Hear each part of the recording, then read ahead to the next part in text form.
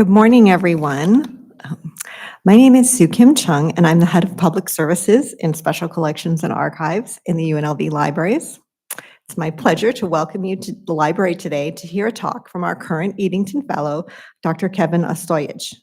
Following his talk, there will be time for Q&A. And as we are recording this event, can you please take this opportunity to silence your cell phones? In Special Collections and Archives, we preserve evidence of the history of Las Vegas and Southern Nevada and share the stories that make our region and our people unique. We collect the papers of individuals, the records of organizations, oral histories that capture the unwritten histories of people in our community, and much, much more. We preserve these collections so they can be used to support learning, teaching, and the creation of new knowledge within our community for generations to come. If you're interested in the work of Special Collections, please find us on social media or on our blog, where we often post about our collections and all of the fun and illuminating items they contain. We also provide thousands of digitized items via our online portal, and you can find links to this all on our webpage at library.unlv.edu/speccol. And we also have some cards at the back of the room. Oops, I did forget to bring those, but we do have information on our portal we can provide. So awarded since 2007 and named for Dr. William R. Eadington, the Eadington Fellowship supports the use of the unique collections held in Special Collections and Archives to conduct scholarship on gaming or the history of Las Vegas. We are privileged to offer several 2- and 4-week fellowships each year that bring a wide array of scholars to our campus. Applications for the next round of awards will open early this summer, and if our collections can further your research and scholarship, please keep an eye out for that announcement and consider submitting a proposal. And now I'm delighted to introduce our speaker, Dr. Kevin Ostoyich, Professor of History from Valparaiso University, Valparaiso, Indiana. He's currently serving as an associate fellow at the Kate Hamburg Center for Advanced Study in the Humanities at Ludwig Maximilian University in Munich, Germany, and the historian for the Florence and Lawrence Spungen Family Foundation. And please excuse me, Kevin, if I mispronounced any of that. And as part of his research, Kevin interviews Holocaust survivors and lectures on the Holocaust around the world. He co-edited recently The History of the Shanghai Jews, New Pathways of Research, and authored The German Society of Pennsylvania, a guide to its book and manuscript collections. His work has also led to 2 recent films, the documentary Gary's Letter and the filmed play 3 Girls of Shanghai. In 2024, he curated the museum exhibition Sewing and Survival, Textile Histories of the Shanghai Jews, and wrote the podcast episode Tiny Dancer, Tracing the Steps of Jackie Beer for the Ludwig Maximilian University, which is available on Spotify and Apple Podcasts. He's currently writing a play titled Lyrics and Laughter from Shanghai, a relevant cabaret with historical commentary with students at Slippery Rock University. And the play will be performed by the students on May 7th, 2025. So please welcome Dr. Kevin Ostoyich. Thank you.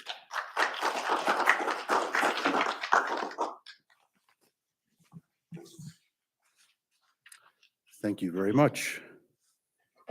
Dear occupants of Dohrmannstrasse 1, my name is Gary Sternberg. I am the son of Hermann and Augusta Sternberg. The reason for me writing to you is that I just became aware of the Stolpersteine that are placed in front of the house at Dohrmannstrasse 1, honoring my parents. In spite of everything, I still hold very dear memories and often think and talk about beautiful Cuxhaven, the house we lived in, and the good times we had growing up there. However, all that came to an end when the Nazis kidnapped my father in 1938 and shipped him off to Sachsenhausen. We lived on the lower floor where my father also had his orthopedic practice. He left Germany for Shanghai in 1938. However, my mother, sister Ruth, and I were not able to leave until 1940. We all then migrated to the United States in 1948. I have a son, Adam. My wife, Noreen, passed away 17 years ago. I have lived in Las Vegas and Henderson for the last 50 years. Henderson is a suburb of Las Vegas. I am hoping that we could communicate and exchange stories about Cuxhaven and how the Stolpersteine came to be and who put them there. Sincerely, Gerd Sternberg.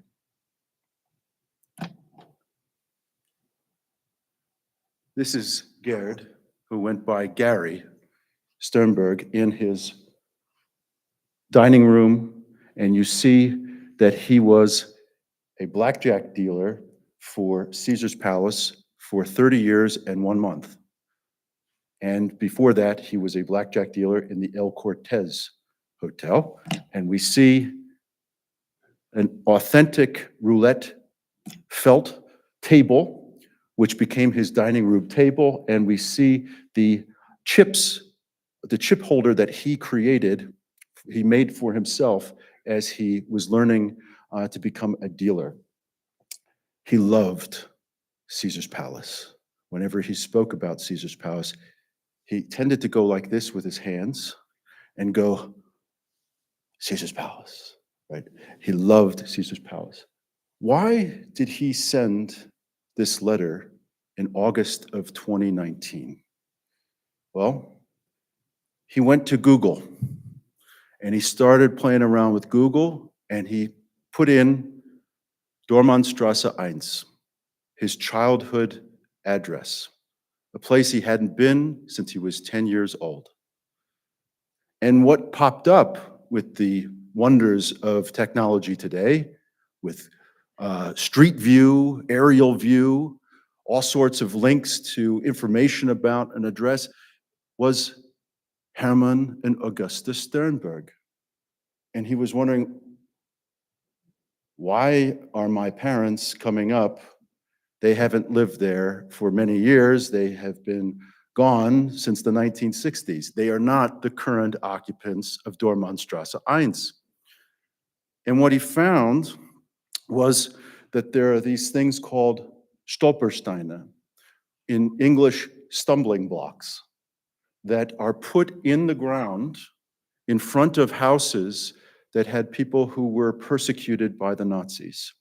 And in front of the house at Dohrmannstrasse 1 in Cuxhaven, there are 2 Stolpersteine for Hermann and Augusta Sternberg. So when Gary was plugging in to Google Dohrmannstrasse 1, what was coming up was information about the Stolpersteine, the 2 stumbling blocks that were put in front of the house. And he was intrigued. If anyone knows Gary in this room, knows that he was always inquisitive. He was an inventor by nature. He liked to ask questions, and he wanted to know what this was about. What were these Stolpersteine? He had never heard of them. So that prompted him to write a letter. And Gary has told me he didn't have very good feelings about this letter. He had lifelong problems about Germans, about Germany. He had never wanted to go back to Germany after leaving Germany. And he was kind of concerned about the current occupants of Dohrmannstrasse 1. Were they anti-Semites? He thought perhaps they would be, but he wanted to find out information, and he sent off this letter. A house and a stream. We have in front of Dohrmannstrasse 1, Stolpersteine to Hermann and Augusta Sternberg. Hermann was Jewish. Augusta was Protestant. The children, Ruth and Gary, or Gerd, I will be using Gary because that's what he preferred, were being raised Protestant by Augusta. Gary thinks of his childhood in idyllic terms. He loved living in Cuxhaven. They lived 1 block away from the dike. On the other side, the ocean. Fish. He would go fishing. He would go out on the sands, playing. He loved Cuxhaven. Although clouds started to appear on the horizon after 1933, and in class, the curriculum started to turn anti-Semitic. Gary remembers in class having to watch anti-Semitic films in which Jews were being beaten up.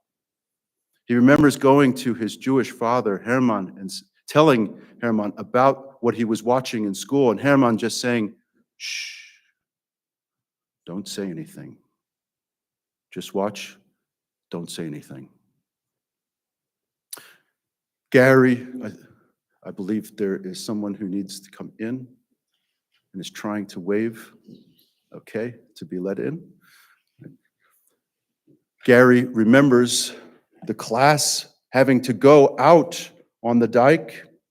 They were all given swastika flags because they were told that Hitler was going to go by in his yacht. And they all went out, they all had to raise their right arms, they all had to wave their flags, and they said, "Did you see Hitler?" "No, didn't see Hitler. He's out there somewhere." But Gary remembers the clouds continuing to form on the horizon, and those clouds were becoming darker and darker. And Gary said in class he was treated really as half Jewish. He was half Jewish, but half Christian. But he said that all changed after June 1938, when very early in the morning, there was the rattle of the door. There was a glass inset that would rattle if the door was knocked on, and it was really rattling very early in the morning. And Gary remembers his father going up to the door, opening the door, and being taken right away. Augusta, Ruth, Gary see this. They start crying. They start wondering what is happening, and they see Hermann being taken away on a truck. Augusta then has to try to figure out what is going on. Where is my husband going? And she tries to track him down. Turns out he's going to a place called Sachsenhausen, one of the most infamous concentration camps.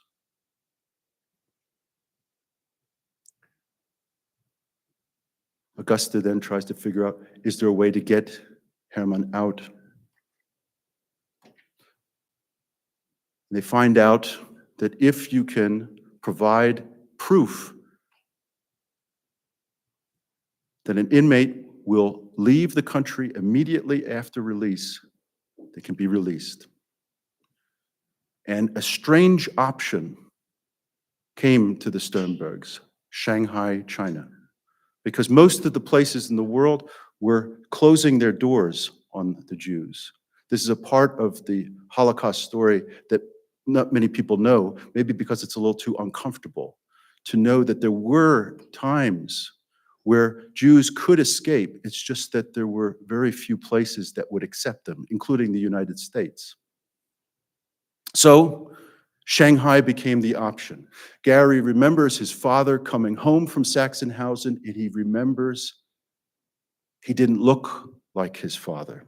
He was emaciated. He remembered his eyes. Those are not my father's eyes. He remembers the paranoia, not of his father, but of his mother at this time. He remembers them sitting in the kitchen and his father starting to talk about Sachsenhausen and his mother saying, "No, shh, shh." And she runs over and draws the curtain. She goes, "They can read your lips from outside." Well, they were able to get one passage to Shanghai, and a decision needed to be made. And Hermann and Augusta started to argue over which of them should be going to Shanghai. And as Gary said, my mother always won the arguments. My father went to Shanghai because he was Jewish. He was in danger. She would try to find a way to follow Hermann. So Hermann leaves, goes to Shanghai, and you have a mother with two children who is afraid, and who is going through her funds and trying to find a way to get to Shanghai. Enter into the scene the landlord, Max Steffens. The Sternbergs did not own the house at Dohrmannstrasse 1. They rented, and they rented the first floor. The upper floor was owned by Max Steffens, and he lived there with his wife. Gary and Ruth were afraid of Max Steffens. He was a big customs official, pretty gruff, and also did not like when they would release his fish that were in the stream that was called the Vettern by the house, and thought he was a Nazi because that was the villain name for anyone that you thought was bad. So they were afraid of Max Steffens, thought he was a Nazi, and knew that he did not like that they would release his fish after he would catch them. But it turns out Max Steffens was not a villain. Max Steffens was a benevolent figure in this story. Knowing that Augusta was down on funds, her husband had been in a concentration camp and is now in Shanghai, China, he said, "I forgive you the rent." Meanwhile, a wealthy woman who had been a client of Raymonde Sternberg's orthopedic practice gave Augusta a job in a high-end restaurant so she could get some funds to get out of the country with her 2 children. But this is going to take a while, and on September 1st, 1939, war breaks out, and now they need to try to get to Shanghai during wartime. Finding no tickets to Shanghai in Cuxhaven, Augusta takes Gary and Ruth to her sister's place in Berlin. Now, by this time, there are bombing raids. Gary remembered bombing raids in Cuxhaven, and then shortly after they arrived in Berlin, they were also put down into bombing shelters. Finally, Augusta was able to get the tickets, but it had to go land route. No more through Italy, the Suez Canal, that route. Instead, they had to go by land. They had to go through war-torn Poland. They had to go through the Soviet Union. They had to get to Manchuria. And then they had to get onto a Japanese boat that took them over the Yellow Sea, and they arrived finally in Shanghai. In Shanghai, Raymonde continued his orthopedic practice, and the family moved from one Heim to another. These were barrack-style housing for destitute refugees in which you had to share room. Usually people would simply put up blankets to try to divide the room to provide some sort of privacy. And children at the time learned very quickly about the ways of the world. I remember the first person I interviewed who went to Shanghai, his name was Gunter Hauer, and he said, "We heard happy hour on a regular basis. So we did not stay children very long." Gary was still being raised in the Protestant faith. He did his confirmation in Shanghai. But whereas in Germany, he had been bullied for being Jewish because of his father, in Shanghai, he was bullied by the Jewish children as being Christian because of his mother. And they would call him Jesus Christ and not let him play in the games. He remembers fondly playing soccer. So here we have the family. Augusta on the left, there is Gary with, he probably wished he had that hair later in life. Yeah, that's Gary with the long locks there. And then Ruth, she tended to always have a bow in her hair, and then Raymonde. And then we have Augusta with the 2 children in Cuxhaven. We have the English-German dictionary that Augusta purchased on the trip, knowing she would have to learn English to function in Shanghai. And then we have what Gary always said was his prized possession from Shanghai, his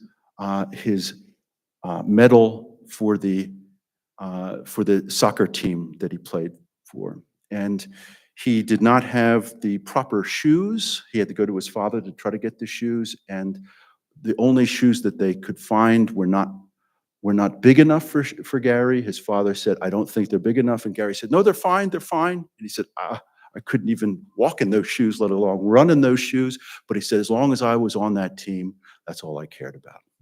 And for him, this small piece of metal was priceless. He attended, despite the fact that he was not Jewish, he attended the Shanghai Jewish Youth Association School, also known as the Kadoorie School, which was named after the main benefactors. This was a wealthy Sephardic Jewish family that provided money for the refugee school. And as I said, the family moved from place to place, and they were inside the most poor section of society, of the city, known as Hangzhou. And from 1943 until the end of the war, that section of the city was closed off and has been referred to as the Shanghai Ghetto. Although it was not a ghetto on the terms of a Warsaw Ghetto or a Łódź Ghetto of Europe. Reason being, technically it was not a ghetto in that the Jews were not isolated completely. They were actually minorities in that area to the Chinese population. And also, it was not the policy of the Japanese, and I need to repeat that. It was not the policy of the Japanese to kill the Jews, unlike their allies, the Germans. There were rumors that the Germans were trying to pressure the Japanese to kill all the Jews in Shanghai, but those rumors have not been substantiated. And there were not wide-scale murders of Jews by the Japanese. After the dropping of the atomic bomb in Hiroshima and Nagasaki in August of 1945, the Japanese left Shanghai, quickly to be replaced by American soldiers who were seen as heroes. Ruth found one American soldier who was very good at dancing and apparently not good at anything else. But apparently if you're good at dancing, maybe that's all that matters. Hermann and Augusta were not so happy about this, but he could dance, and they got married. The family left Shanghai in 1948. They arrived in San Francisco. As they were approaching, Gary asked one of the sailors on the boat, "Where is the Statue of Liberty?" And the sailor laughed and said, "You're on the wrong side of the country, kid. That's in New York." And Gary said, "Oh, I should have known that." And he remembers seeing the Golden Gate Bridge and saying it was like going from hell into heaven. The family went from San Francisco, and eventually they resided in Cleveland, Ohio. And according to Gary, he said, Ohio, that just means hello in Japanese. That's what it meant to him. He'd never heard of Ohio. But from that point on, he remembers their first washing machine, their first refrigerator, and he says that Ruth and Gary would sit in front of the refrigerator and open the door and close the door and open the door, because if they opened the door, a light would come on. He said entertainment was a little different back then. And he started always interested in washing machines and in refrigerators. He became a repairman, and he actually worked for Sears. And it's actually working for Sears, that brought him eventually to Las Vegas to work for Sears.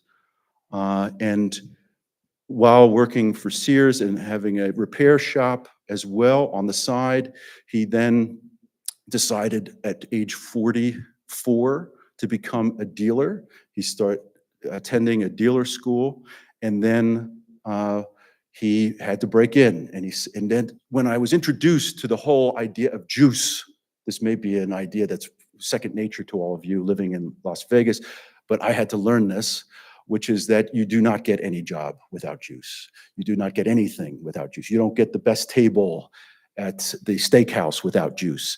And he says, you have to, if you want to break in as a dealer, eventually you have to fix somebody's washing machine, which is what he did, which ultimately got him not the job, but it got him then to the next guy who was a pit boss, who eventually got him the job in El Cortez. But he didn't want to be at the El Cortez for the rest of his life. And he said, no, I want to be on the Strip. I want to be where the real action is. And that took him back to his roots of playing ping pong in China, which they used to play not luxurious ping pong tables that we all know and play on, but rather they had warped picnic benches, and they had bricks that they put on to serve as nets. And they said the balls were usually heavy, they were usually broken, and whoever had a new one was the king. And they would play ping pong. Well, that served him well. It got him his next juice, because he played with Neil Smythe, who was a top dog at Caesar's Palace. And Neil said, if you do well at the Cortez, maybe we'll, try you out at Caesar's. So instead of having to do kind of years of breaking in downtown, Gary then, after 4 months at the El Cortez, got his first break, his audition at Caesar's. And he said he was sweating, he was really nervous, but he passed the test. And then he tells a story, Mary Lou will know this story very well, of going to the grocery store. He said it was a small town back then. News traveled. And being a dealer at Caesar's Palace was the thing. So he's standing in line, just got the job at Caesar's Palace. He's standing in line in the grocery store, and the lady in front of him says, I heard they just hired a new dealer at Caesar's Palace. And he goes, they did, and it's me. So he loved Caesar's Palace, and he loved Las Vegas. But he also had the whole time in his mind, maybe because he lived in a desert, he thought of that place of his childhood. It was full of water, something that is in scarce supply around here. He'd always think about that stream by the house. It would always take him back. And on that fateful day in August of 2019, he found out about Stolpersteine. Dear Mr. Sternberg, first of all, thank you very much for your letter. We read it with pleasure and we're very impressed you have found your way back to your old home. Our names are Dörte Lindemann, born Dösche, Hans-Jürgen Lindemann. We are the current owners of the house at Dohrmannstrasse 1. My parents inherited the house in 1961 from the then owner, Mr. Steffens. And you all remember Mr. Steffens, the Nazi who wasn't a Nazi. My father owned a small boatyard in Captain Alexanderstrasse and met Mr. Steffens about an order for a small boat. Soon, a certain friendship developed. Because Mr. Steffens was childless and we had 3 children, he went fishing with my brothers and he felt very, very well in our family. We were still living in the shipyard, and when Mr. Steffens fell ill, he had our family inherit the house. Unbelievable for my family, exclamation point, exclamation point, exclamation point. Unfortunately, my father did not enjoy life in this house for much longer. In 1969, he died of lung cancer at the age of 52. In 1983, my husband and I took over the house at Dohrmannstrasse 1 and rebuilt it so that we could live happily here together and with my mother for 27 years. My mother died at the age of 80 in 2004, and we now use her flat as a home guest apartment. Until the action stumbling block, the Stolpersteiner, we did not know about your parents and how they lived in the house, and that your father had an orthopedic practice there. For the action stumbling stones, we enclose an information note and hope that you can see how important it is not to forget this dark time. It is a great pleasure to have contact with you and to say yours sincerely, Dörte Lindemann, Hans-Jürgen Lindemann, Dohrmannstrasse 1. And you know what they did? They included their phone number. So let's talk a little bit about Dörte. The family was dirt poor. They lived on the wharf. The father making boats, special boats that are unique to Cuxhaven. And the mother was a very loving mother.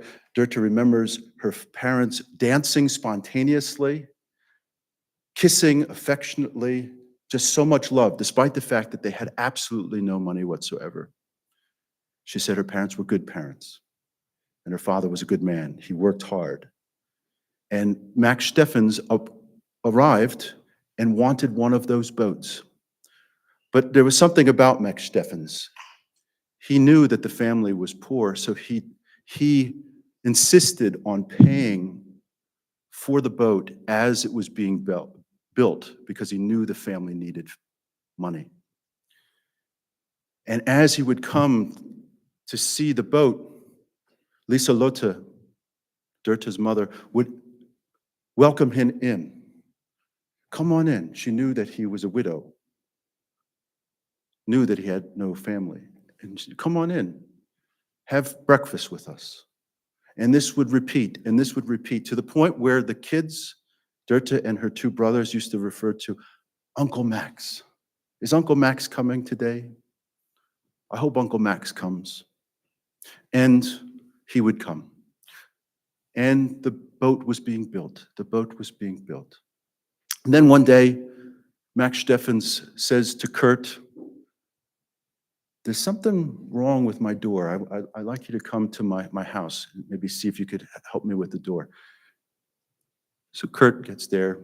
The door wasn't the main reason. And Max says to Kurt, he says, could you see yourself living in this house? And Kurt says, oh, come on now. I can't even imagine such a thing. I have no money. And he said, no, you're not getting the meaning here. Can you imagine yourself living in this house? And Kurt said, well, I don't know the answer to that. I mean, that's such a crazy question, right?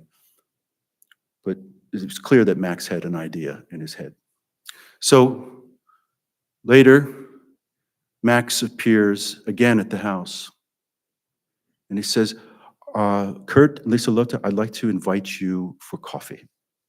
So please, on Sunday, go to this coffee house and we'll have coffee. So on that fateful Sunday, they arrive, and it's not just Max Steffens. There's a notary public there, and there's these forms.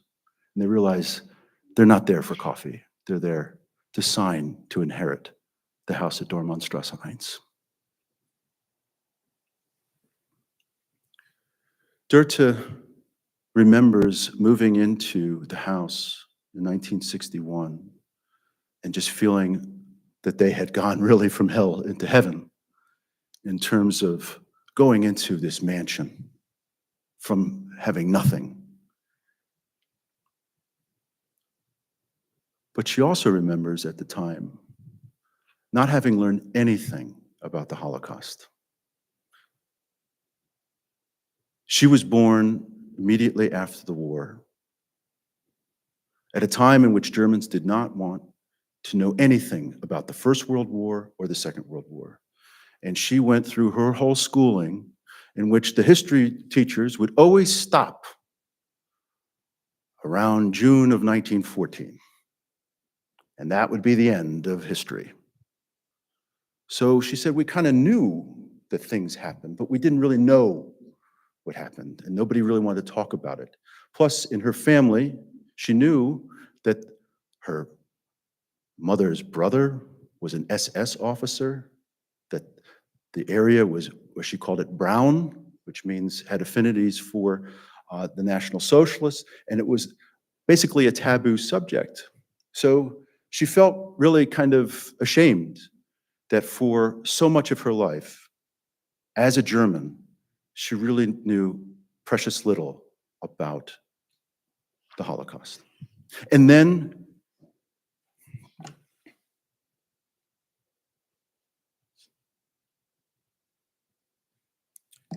Dörte and Hans-Jürgen returned from vacation in August of 19, I'm a historian, so that's like yesterday, 19th century, 2019. They come back from vacation and they see a stack of mail, which tends to happen when you go on vacation, and they start going, junk mail, junk mail, junk mail, junk mail, junk, wait, hold on, what's this? This is not junk mail. What? This is from the United States. And they open it, and you know what was inside. 2 telephones. From the time that Gary received the letter from Dörte and Hans-Jürgen until his passing on January 1st, 2024, Gary Sternberg and Dörte called each other about once a week, once every 2 weeks, and they spoke only in German. And they instantly struck up a deep telephonic friendship. Mind you, they never met in person. And yet they became extremely good friends. And during COVID, that's pretty much all they had. And Hans-Jürgen had cancer and was dying of cancer. And Gary kept calling and giving him counsel, giving him friendship in his final journey. And I remember interviewing Dörte, and she says, those phone calls from Gary to my husband as he was dying are priceless.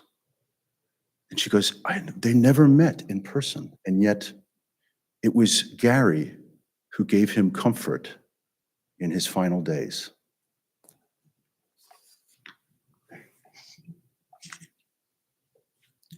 I'm going to give you now conversations. Answers to questions that I posed to Gary and to Dörte about their telephone conversations. Regarding the conversations in general, Gary said, like once a week or once every other week, I call Dörte and sometimes we speak for an hour or an hour and a half on the phone. And we speak about everything and anything from politics to Cuxhaven to Die Wetten, the stream, where he used to catch meadows and he'd go in there with his bare feet and just feel the mud. That's the creek that runs by the house. And we talk about the dike and we talk about the sea and the North Sea, and we talk about things that were there, things that are no longer there, and it's really something. And the problem is the problems that she's having with the house and the storms that they have and stuff like that. Dörte, same question. She says that what stands out most about her conversations with Gary is his boundless curiosity. Remember, he was an inventor. She laughs and she says that she often does not get to ask many questions during their conversations because Gary has a seemingly endless supply of questions, and they come at a rapid pace. She says his capacity to learn is uncanny. For many years, she has spent countless hours talking with elderly people, and she says that often elderly people tend to narrow their focus onto one topic, but not so Gary. She cannot get over how interested he was in everything. Gary, on speaking German, Gary and Dörte converse in German. For Gary, it was a rare treat to be able to speak German with anyone. He does not get to do so otherwise. And he was proud that he could speak German so well after, if you remember, he left when he was 10. He said, we talked for a long time, and it's just delightful because I can't believe, how good my German sounds. And she says that I sound like a regular native without any kind of accent. But however, many times I have to think of words, and she helps me out with it. And then the conversation keeps going. It's just delightful. It's like we've known each other all of our lives. Dörte on Gary's German. Dörte laughs as she realizes how relieved she was when she heard Gary speaking German on the phone. She had been afraid that she would only have to speak English because she says, my fluency in English is not really good. Actually, to be quite honest, it does not exist at all. And she laughs. Not only was she relieved when she heard Gary speak German, she was astounded and continued to be astounded by how well he spoke the language, despite the fact that he had not been in the country since 1940, well before she was even born. Gary on the past. Gary says he likes to talk about Cuxhaven. He likes to talk about what it was like being a child in Cuxhaven. And he's interested to find out always what it's like today. Is this house there? Is that building still there? He'd always be asking. Dörte on Gary on the past.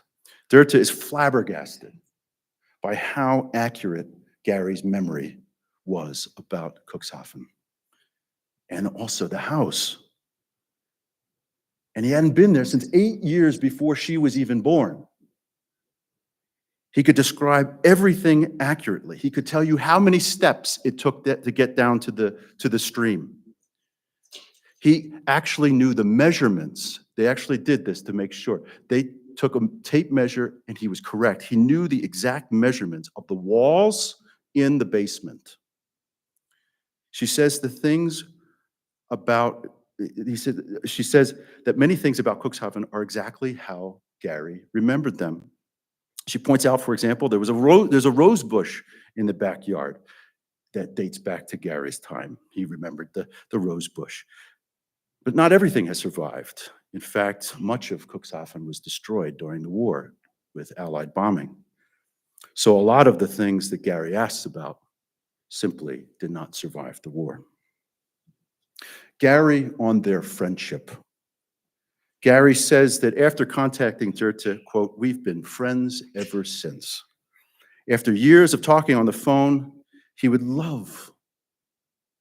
says he would love to meet Dörte in person.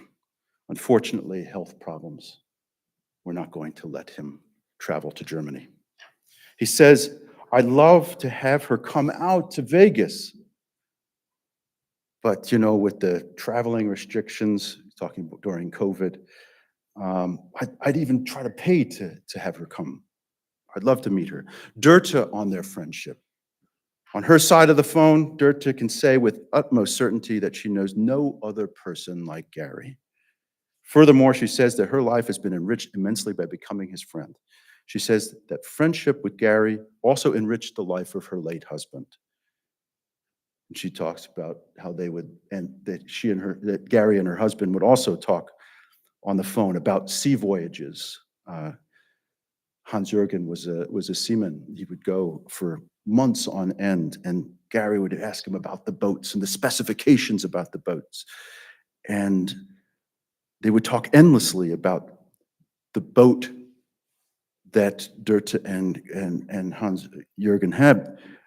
Gary wanted to know the exact measurements of every part of the boat, all the specs. Gary on meaning.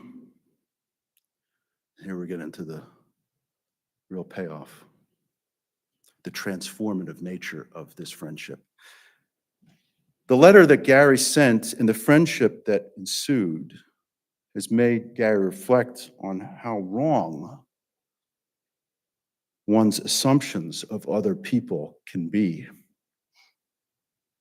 Quote, and the incredible thing was that what made or prompted me to write that letter. And I questioned myself why I did Why did I do it? Why did I write the letter? It's just weird about how it came about. And the lesson that I learned from it, and everybody's asking me, have you gone back to Germany? And I said, no, I'm never going back to Germany. They're all anti-Semites, and I hate all of the Germans. I'm going to start a fight over there. That was my past. That's the way I thought in the past. And the reason was because of the old memories, the bad memories. But the lesson I've learned from this is how wrong you can be, and how nice people can be, and how accommodating, and having made a new friendship, it's the most unlikely thing to ever have happened to me. He has come to learn that, quote, we are all one family. Even though the most horrific things happened over there, the people are still good people, kind people, like the people that we met, the people like Max Steffens, the people like the wealthy woman who helped my mother, and my aunt in Berlin, in the bomb shelter every night during the air raids. In spite of having that hang over their heads, the dangers of speaking against the regime and Hitler, they still did. And he talked about times in which they heard jokes, people joking about Hitler and Goebbels. And his mother said, shh. And they're like, no, we're all friends here. Gary explains that he never expected to come to reorient his thoughts so drastically, so late in life. He told me once, Kevin, it is possible to learn something after the age of 90. He said, I still can't believe what I did and how I did it and how the whole thing came about. Plus the fact that my mind was made up about the people who lived in that house, and I was completely wrong. And that is the main thing. I was so wrong about the people in the town. I found out a lot of things afterwards.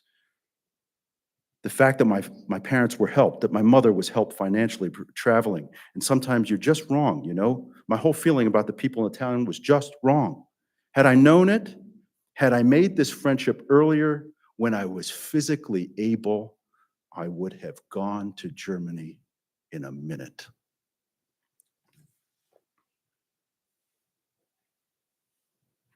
Dörte on the meaning. Although her conversations with Gary tended to focus on her life, Gary simply had so much curiosity, and the questions kept coming at such a rapid pace. Their conversations have inspired Dörte to learn more about the history of the 1930s and the 1940s. For example, she came to be acquainted with two women who were schoolmates of Gary's sister, Ruth. And she says that she learned a great deal from these two women about the Sternberg family and about the history of Cuxhaven at the time that the Sternbergs were living in the town. She says, unfortunately, both of those women have now passed away. But talking with these women and conversing with Gary on a regular basis, now Dörte has come to know more about that history that remained unknown to her for so long. And she laughs as she explains that she finds herself talking to all of her friends, always about the history of the town, about the Holocaust, and especially about that little-known history of the 20,000 Shanghai Jewish refugees, of which we have one of them sitting in the front row, who was a friend of Gary by the name of Bert Reiner. Thank you for coming, Bert. Dörte says the history of the Shanghai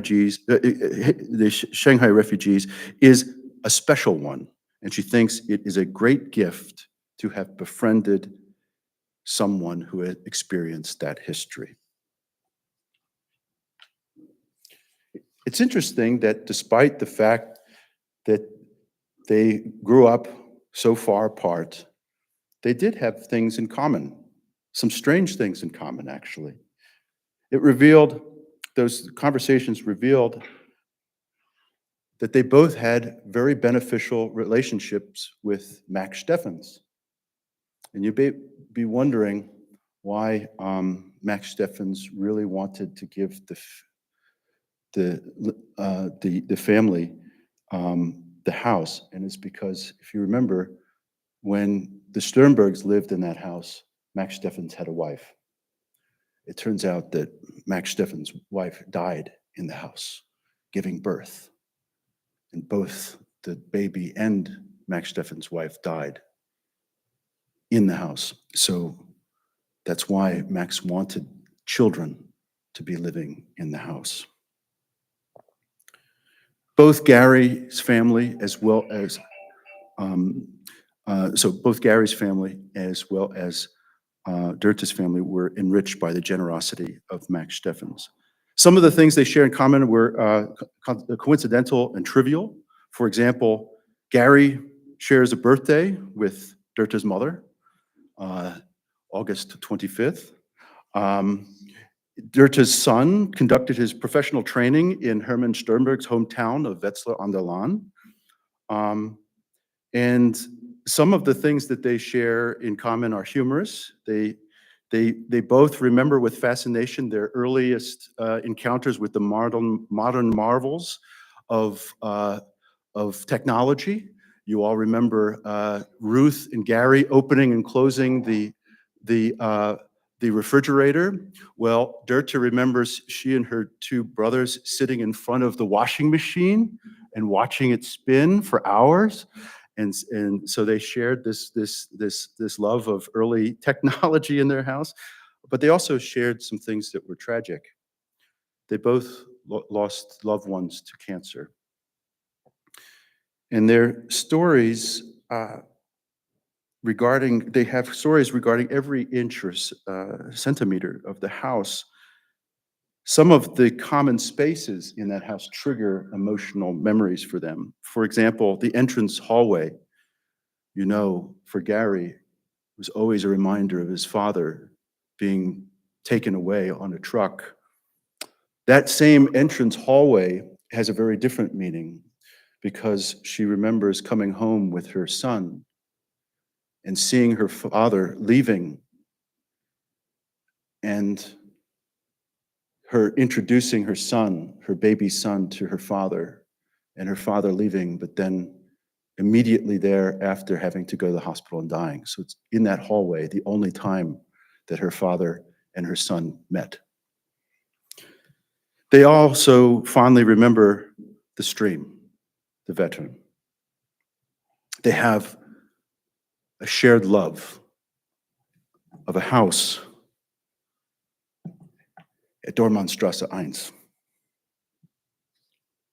a stream's current. Gary Sternberg passed away on January 1st, 2024. Neither Gary nor Dirta live in this house anymore. Realizing she could no longer manage the house after Hans-Jürgen passed away, Dirta made the difficult decision to part with it. In 2022, she sold the house. But she made sure to stipulate in the contract that the house would stand, quote, as long as I am on the face of this earth, end quote. She has no real worries, though, about the beautiful house that she calls more than a castle.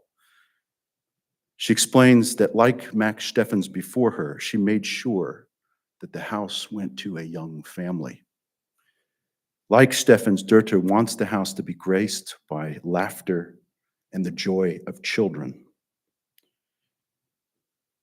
At some point, she plans to inform the young family about the house's rich history, and she believes the history of Dohrmannstrasse 1 needs to be told. Gary Sternberg and Dirta Lindemann are now just a part of the history of this house. Although somewhat saddened by the fact that she no longer lives in this house, Dirta is heartened by the thought that its present and future stories will be those experienced by children, perhaps like those who came before them, the new occupants of the house of Dohrmannstrasse 1, will descend the steps into the cool waters of the Wettern, barefooted, and play with the minnows that swim by. Thank you very much.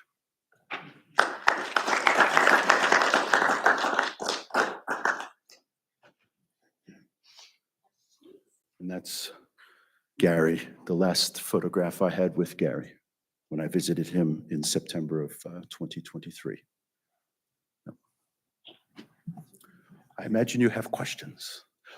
And I can also field questions regarding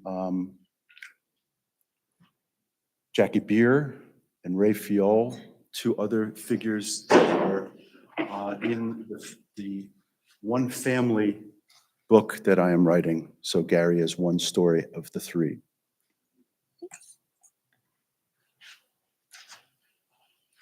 Yes. When is that book forthcoming? Yeah, I'm working on it.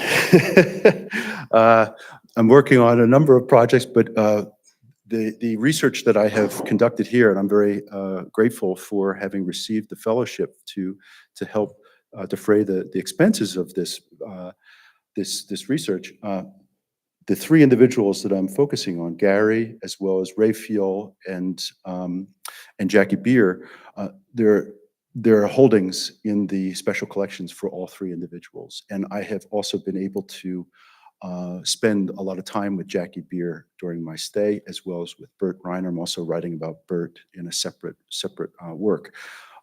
So the answer is, I don't know, but I guess when I feel that it's right, when I've gotten it right, and I've done enough justice to the memory of Gary, and to also to thankfully living Jackie and Ray, then I will publish it. Yeah. But what's interesting is that what I have presented, and I've presented a much shorter version, that actually is the basis of a film that was made about Gary called Gary's Letter, which I hope will be eventually released here in the United States. It was premiered in Germany in January, and it's now being used in schools in Cuxhaven, Germany, to teach young children about the Shanghai Jewish refugees. Yeah. Yes.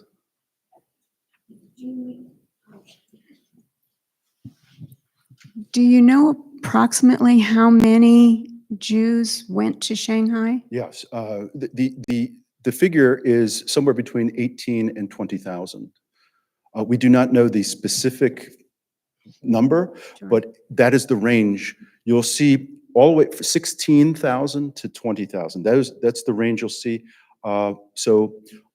Most think somewhere hovering around 18,000 would be a good number. And why did they go to Cleveland? What took them to Cleveland? What took them? Well, actually, there was quite a Jewish community in Cleveland. Actually, they even call it Little Shanghai. There was a lot of Jews living in that specific area, and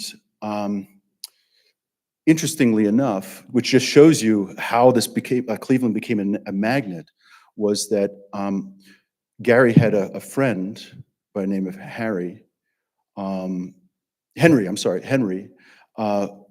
in Shanghai, but they were okay friends there. But then one day in Cleveland, Gary's walking and he walks into Henry. He's like, "Henry, what are you doing here?" And he's like, "Well, we moved in," and they just moved down the block. So this word of mouth, also people being sponsored, right? There's certain areas that would draw. And then, yeah, so he and Henry became his best friend. And unfortunately, they both went to Korea, and his friend was killed in Korea. Kevin, I think Gary mentioned that the Jewish Joint did Yeah. the resettlement of the refugees from Shanghai. They tried to get them in industrial areas where they could get them in employment. Right. So it that is was structured. They wanted Yeah. them in cities like Yeah. Cleveland, and of course you had a choice where you would go. Right. But this was so they would all have jobs. They'd be self-supporting. They wouldn't be on welfare. Yeah, and Pittsburgh was another main magnet as well. Yes, so it's a structured through sponsorship. There's certain areas. So there are these little enclaves where everybody is from Shanghai or refugees in some way. Any other questions? When did Gary retire from blackjack dealing? In 2005. 2005. Yeah, 2005. And that, I skipped over, there's his Caesar's Palace apron, and you can see the wear. You know, they always kind of stand over there, so they got the, yeah, so he had that, and I have to say, this right here is one of the most prized possessions that I own, because one of the last times I saw Gary, he had already told me that this was his mother's prized possession, and that it became his prized possession, and it always was next to his computer, and he was always at his computer making greeting cards and all sorts of things, and he had his mother's pocket dictionary, and then he said, well, you're telling my story now, so I want you to have my mother's dictionary. And this mother's dictionary was in the museum exhibition, Sewing for Survival. It was one of the items that was on display. So it helped to educate Germans about the Shanghai Jews. Yes. Thank you all for coming, and thank you to Dr. Ostoyich for his presentation. And thank you so much for coming. So, Thank you. thank you. Thank you for organizing this.